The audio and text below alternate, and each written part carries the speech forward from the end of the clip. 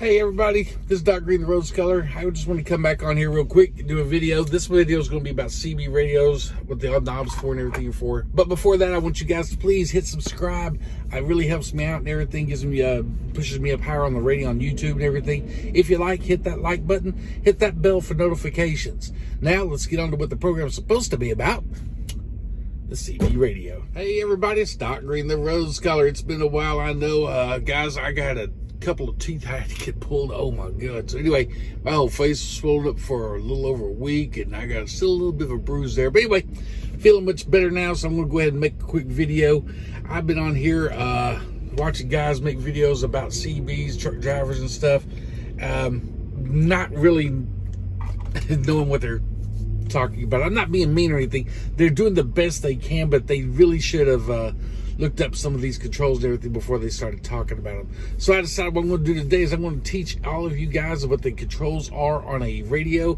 I'm using a Uniden, but it works pretty much the same for Galaxy, the Cobras, all the radios pretty much that have the same basic controls. Now, Galaxy, of course, has like a whole bunch more dials because they got a lot more colors and things like that for it. But the basic controls, mic gain, squelch, RF, calibration, those are all pretty much the same on any radio. So I'm going to go over this and show y'all exactly what these buttons do and how to use them and what they're for and the different reasons you might use them. Okay, so let's go ahead and get started on that. All right, guys, how y'all doing? All right, we're going to show the radio here real quick. I'm going to start over here. This button right here, this is your volume and it's your power. You turn it, well, let me show you.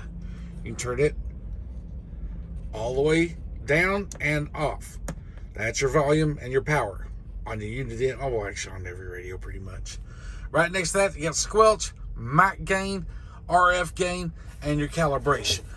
The calibration is kind of a little bit more, I'll get into that a little bit more at the end of the video because it's going to cause some switching of channels and stuff. But right now I'm going to explain to you why we use a squelch and the RF gain and what the mic gain actually is and does. Okay, the mic gain is your, let's start with that. The mic gain is for your microphone. The higher it's up, the more power you're pushing out on your microphone. The more you're going to go out, the louder you're going to be heard by closest truckers to you, and you're going to reach trucks that are further out from you. That's basically your transmission power. Mic gain is transmission power. Some of you guys that tune your radios up and everything and peak them out and everything, you go in there with the mic gain set too high and you start coming over people's like car stereo speakers and everything because y'all are broadcasting way too high. And you'll hear some drivers come in there and tell you, hey driver, you're broadcasting too high, you're broadcasting hot, turn your mic gain down and that will correct that. Okay, squelch. Now, I'm going to show you guys something. I'm going to turn the squelch all the way down. Hear that? Now watch this. Turn the RF gain all the way up. Your RF gain should always be all the way, well, not always, it depends. I will get into the specifics of that. But your RF gain is basically, turn this down a little bit.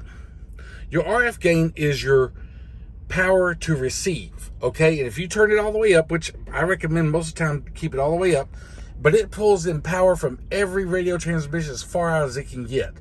So you could be pulling in things from microwave towers. You can actually pull off electronics off your car or your truck. You know, like you have your ignition switch or power inverters, things like that. Anything that puts off electrical signal, this will allow it to pull, or sorry, the RF gain will allow it to pull in. Okay, so that's what it's for. It's to your receive power. So what you do is, I always recommend turn it all the way up. And now if you watch, I'm going to turn up the volume. You hear that static? Here's where your squelch comes in.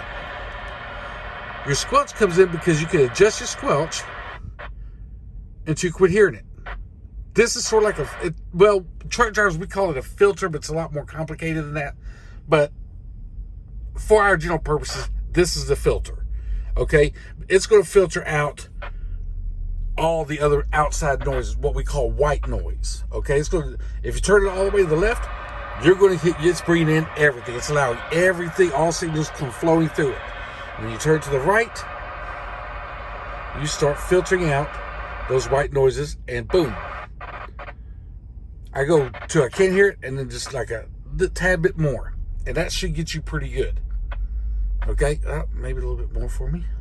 Okay, got that? So that's what these buttons are for. This one is like basically a filter out white noise and everything whenever you got too much coming in. Mic gain is your broadcasting power. RF gain is your receiving power. That's basically the best way to put it. Now we're going to get up in here to these buttons up here. This is your calibration, your SDR, WR, and your send receive frequency buttons. Boom. That right there has got your radio on.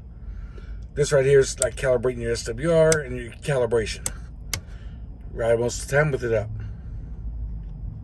Next is your analog and narrowband on and off. I always go straight up. CB and PA. On the back of some of your radios, you have a little plug-in for an external speaker, which you can talk on your microphone and broadcast out over an external speaker, like if you had one under your hood or something, basically like what the police use and utility crews do and everything. So if you have an external speaker plugged up to that, you go down to PA, people on the outside of your truck can hear you when you got the external PA speaker set up. Keep it on CB for most of us. We're just driving around doing our job. The next switch is a bright dim switch. This may or may not be on your radio. See how the light gets dimmer. Not really enough to, I mean, at nighttime it helps because it doesn't blind me while I'm driving, but don't really use that much. Channel 9 on and off. Back in the day, the Channel 9 was the frequency that the highway patrol, emergency first responders and stuff used. They monitored it in case of an emergency. Truck drivers, we didn't have cell phones. We switched over to Channel 9 and you could broadcast out and get help if they were monitoring it. I don't think they really use it anymore. I've been listening to it for a while. I key up on it every once in a while, try to get someone, and nothing. So I don't even think they use that anymore. With the cell phones out, no reason to. I cut it on and off, that pretty much explains itself. Anyway, then over here, you know, your channel selection. Okay. Turn that on a little bit more.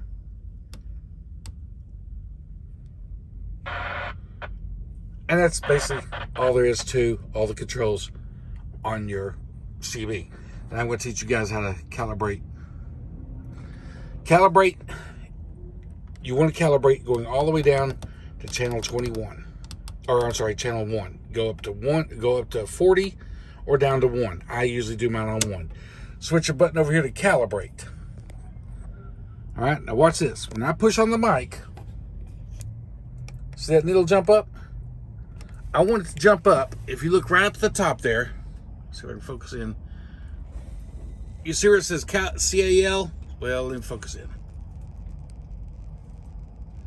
CAL, and that arrow, when you press your mic button, that needle should go into that arrow. If not, you take this over here and you adjust it until it gets there.